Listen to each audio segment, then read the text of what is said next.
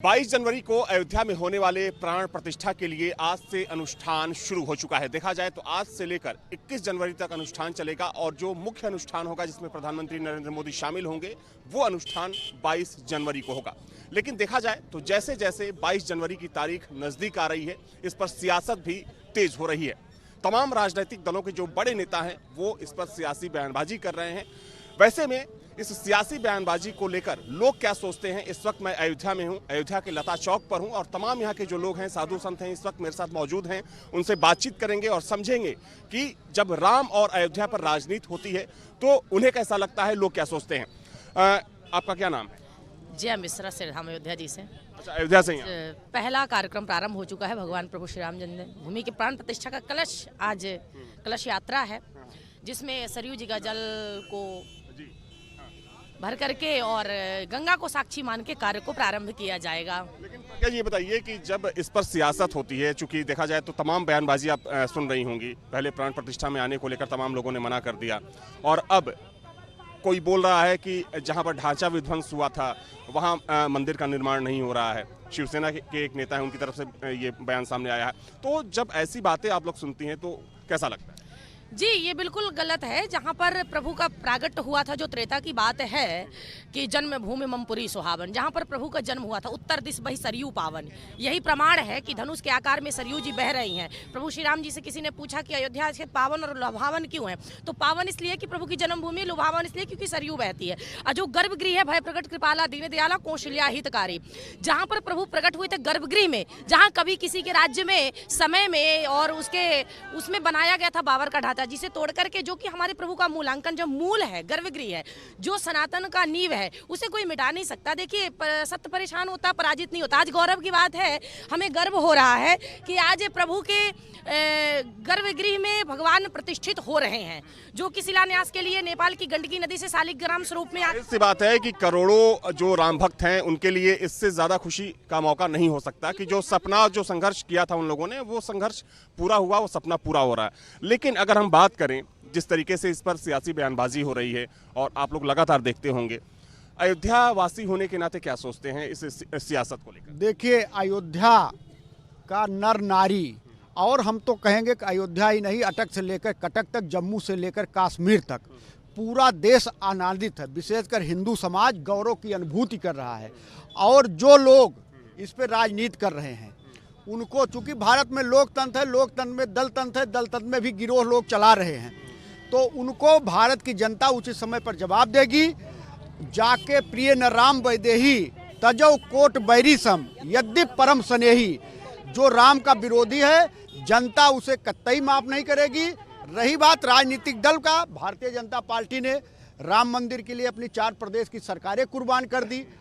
लोग, कुछ राजनीतिक दल एक प्रदेश की सरकार बनाने के लिए दुनिया भर आडंबर करते हैं, लेकिन जिस भारतीय जनता पार्टी को लोग श्रेय देने की बात कर रहे हैं, तो निश्चित तौर पर जनता उसको इसलिए श्रेय दे रही है कि उन्होंने 4 प्रदेशों की सरकार कुर्बान की राम मंदिर के लिए, उन्होंने राम मंदिर के लिए अभियान चलाया, उन्होंने रथ यात्रा चलाई, और आज मोदी जी के समय में सुप्रीम कोर्ट के माध्यम से ही राम मंदिर का निर्माण हो रहा है।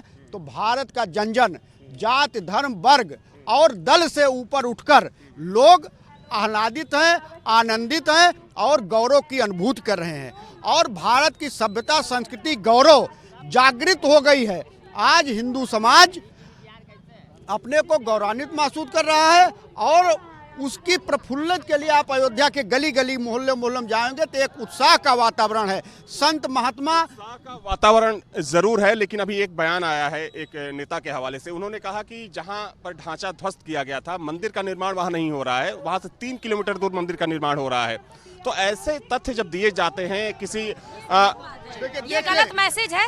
सुनिए, भगवान के गर्भगृह में ही हो रहा है और हमारी अयोध्या स्वर्ग से भी सुंदर सज चुकी है और ये हिंदू सनातन धर्म की जीत हुई है। सत्य परेशान होता, पराजित नहीं होता। यदा यदा है धर्म से धर्मो रक्षति रक्षिता।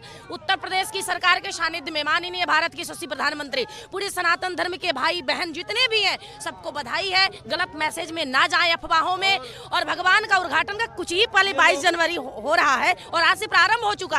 गर्व की बात, एक बार जयकारा लगना चाहिए। जय जय श्री राम। ये लोग वो हैं जिन लोगों ने राम भक्तों के ऊपर गोली चलवाई थी ये लोग वो विरोध कर रहे हैं। जिन लोगों ने राम रथ को रोकने का काम किया था ये लोग वो हैं। जो राम मंदिर को कैसे बंद करके रखा जाए वो लोग आज विरोध तो करेंगे, उनको तो मिर्ची लग रही है। जब आज समस्या ये है कि पूरा विश्व की नज़र आज अयोध्या के ऊपर टिकी हुई है। एक बात याद रखिएगा, 22 जनवरी को भले उनका तन अयोध्या आए ना आए, 22 जनवरी का मन पूरे ब्रह्मांड का, पूरे विश्व का अयोध्या रामलला के ऊपर लगी रहेगी। तो लोगों को तो लग रहा है ना कि जो आगे हैं लोग उनके तरफ झुक रहे हैं।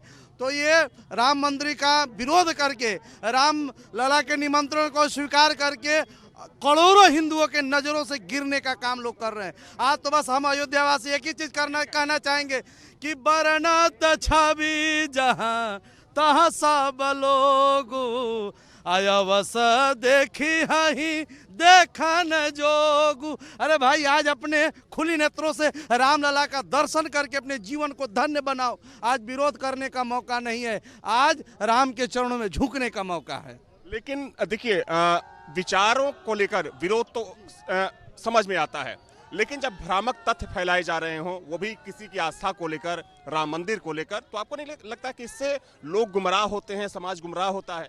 देखिए, जो जहाँ तक राम मंदिर की बात है, सुप्रीम कोर्ट के आदेश से बन रहा है और भारत सरकार ने एक ट्रस्ट का निर्माण किया। उस ट्रस्ट के देख रेख में और जो शास्त्रीय विधान है, शास्त्रीय विधान के अनुसार हो रहा है।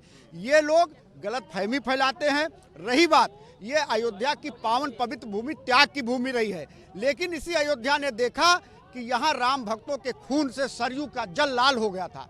जिन लोगों ने राम भक्तों की हत्या की, जिन्होंने अयोध्या के गलियों को रक्त रंजित किया, जिन्होंने सरयू के जल को खून से प्रवाहित किया, तो आज वो ऐसे आडंबर फैलाकर, ऐसे गुमराह करके लोगों को गुमराह कर रहे हैं। लेकिन जनता में उनकी बात का कहीं पर भी कोई असर नहीं है। वो अपनी मुंह के गाल बजा रहे हैं। जनता उत्साहित है, हर्षोल्लासित है, और जो उनके घर परिवार के भी लोग हैं उस दल के, वो लोग भी, उनके घर परिवार के लोग भी राम में आस्था है और हर्षोल्लास मनाएंगे। निश्चित तौर पर उनको कोई सुनने वाला नहीं है और भारत की जनता ने उनको नकार दिया है, इसलिए वो अनर्गल प्रलाप कर रहे हैं। एक चीज और, मैं आप कहाँ, अयोध्या के रहने वाले हैं? बिहार के रहने वाले। बिहार के रहने वाले हैं। देखिए, यहाँ पर तो राम भक्तों का सपना पूरा हो गया अयोध्या में, लेकिन कृष्ण जन्मभूमि को लेकर भी लड़ाई शुरू हो गई है। पूरा मामला कोर्ट में है और आज हिंदू पक्ष को झटका लगा है। दरअसल हाईकोर्ट ने, इलाहाबाद हाईकोर्ट ने जो फैसला दिया था कि जो बनारस का जो परिसर है, जैसे वहाँ पर कोर्ट कमिश्नर की नियुक्ति की गई थी, तो जो कृष्ण जन्मभूमि है वहाँ भी कोर्ट कमिश्नर की नियुक्ति की जाए। लेकिन चूंकि मुस्लिम पक्ष ने अपील की थी सुप्रीम कोर्ट ने, और सुप्रीम कोर्ट ने रोक लगा दी है हाई कोर्ट के आदेश पर, जिससे कि हिंदू पक्ष के लिए एक बड़ा झटका माना जा रहा है। उसको लेकर क्या सोचते हैं? देखिए, समय के हिसाब से सब बदलता चलेगा। ऐसे ही बहुत सारे व्यवधान और व्यवस्था यहाँ भी आया हुआ था। राम जन्मभूमि आज जो हमारा है, कितने वर्षों से लटका हुआ था। कभी जज बदल जाते थे, कभी जो वकील नहीं लड़ते थे, उसी तरह आज वहाँ बदल गए हैं। फिर आने वाला समय में 5 साल बाद फिर वहाँ देखिएगा वही कोर्ट आदेश देगा। आने वाला भगवान के काम में देर हो सकता है, विलम्ब हो सकता है, अंधेर नहीं है। यानी आज न कल कृष्ण जन्मभूमि भी हमारा सपना है और वो पूरा होकर रहेगा। तो महाराज, आपको भी लगता है, आप लोगों ने लड़ाई लड़ी राम जन्मभूमि के लिए, अब आप लोग झंडा उठा रहे हैं कृष्ण जन्मभूमि के लिए, तो लगता है कि आप लोगों का सपना साकार होगा? 22 जनवरी का प्राण प्रतिष्ठा हो जाने दीजिए। और हम लोग ऐसा अनुष्ठान कर रहे हैं कि मेरे राम तो आराध हैं ही, मेरे भोलेनाथ भी आराध है, कृष्ण भी आराध है, ज्ञान व्यापी भी लेकर के रहूंगा और मथुरा भी कृष्ण जन्मभूमि भी लेकर के रहूंगा। कोई माई का लाल रोक नहीं सकता है।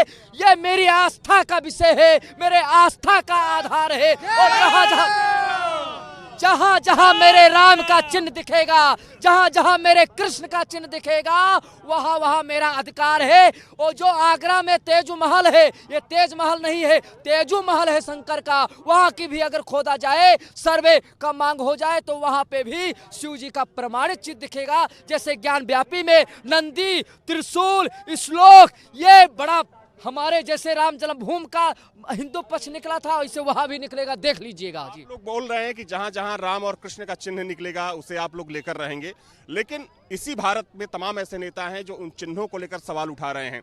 मंदिर बन रहा है, आज ही का बयान आपको बता दूं कि एक शिवसेना के नेता है, उनका बयान आया है कि जहां पर ढांचा विध्वंस हुआ था, मंदिर वहां नहीं बन रहा है, बल्कि वहां से 3 किलोमीटर दूर मंदिर बनाया जा रहा है। उनकी मानसिकता खराब हो चुकी है। वो ढांचा नहीं था। जब बाबर का राज आया था तो बाबर ने एक ढांचा लगा दिया था केवल मात्र, मंदिर तो पहले भी था। और मैं कहना चाहता हूं कि हमारे कार सेवक, हमारे भक्तगण दौड़ते चले और उस ढांचा को गिराए। बाबर तो आज का पैदा है, मगर राम जी हमारे प्रगट है, वो परमात्मा है। और मैं कहना चाहता हूं ऐसी मानसिकता के कारण उल्टा सीधा बयान देने वालों पर रोक लगाना चाहिए। ये भड़काऊ बयान इसलिए दे रहे हैं कि राजनीति को लेकर के समाज को तोड़ने का, चाहे ओबीसी हो, चाहे शिक्षा मंत्री चंद्रशेखर हो, चाहे स्वामी प्रसाद मौर्य हो, चाहे सहयोगी उदयनिधि हो, ये संस्कृति सनातन धर्म के विरोधी है। संस्कृति सनातन धर्म के विरोधी है। ऐसे लोगों को जब साधु दुर्वासा और परशुराम रूप धारण कर लेगा तो स्वयं दंड देने लगेगा। उस सवाल का जवाब भी दे दीजिए जिसमें उन्होंने कहा है कि मंदिर का निर्माण उस ढांचे के ऊपर नहीं हो रहा है, 3 किलोमीटर दूर हो रहा है। आप तो अयोध्या के रहने वाले, यहाँ के साधु हैं, आपको तो पता होगा कि सच्चाई क्या है। मैं यही कहना चाहता हूं, उनकी पूरी मानसिकता ठीक नहीं है।